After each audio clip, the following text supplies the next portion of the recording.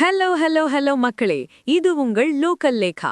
Delhi CBI விசாரணை முடிஞ்சு வந்த கையோட தளபதி விஜய் இன்னைக்கு தேனாப்பேட்டையில ஒரு மெகா மீட்டிங்க போட்டுட்டாரு பாஸ்.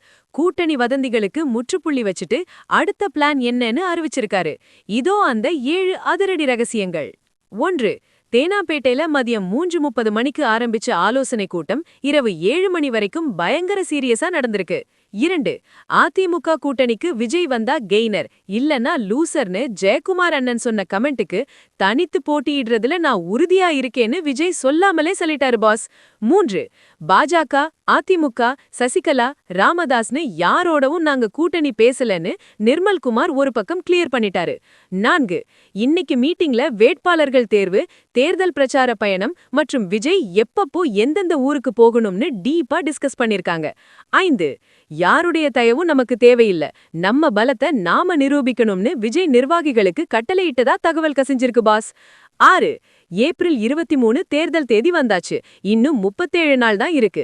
அதனால சீக்கிரமே வேட்பாளர் லிஸ்ட ரிலீஸ் பண்ண விஜய் பிளான் பண்ணிட்டாரு. 7.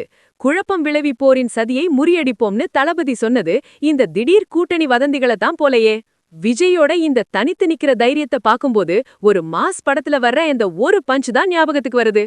100 பேர் கூட வர்றது முக்கியம் இல்ல பாஸ், தனியா நின்னு எதிர்த்து நிக்கிற கெத்து தான் முக்கியம். நான் லூசரா கெய்னரான்னு மக்கள் தீர்ப்பு சொல்லட்டும். Crown, fire, smile. தனித்து போட்டியிடுறது அவருக்கு சாதகமா இருக்குமா, இல்ல ஜெயக்குமார் அண்ணன் சொன்ன மாதிரி கூட்டணிக்கு போயிருக்கலாமா? கமெண்ட் பண்ணுங்க.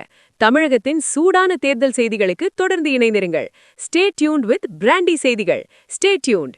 உண்மைய லவுடா சொல்லுவோம், குயிக்கா சொல்லுவோம். This is Local Lekha signing off. Keep watching. Bye bye.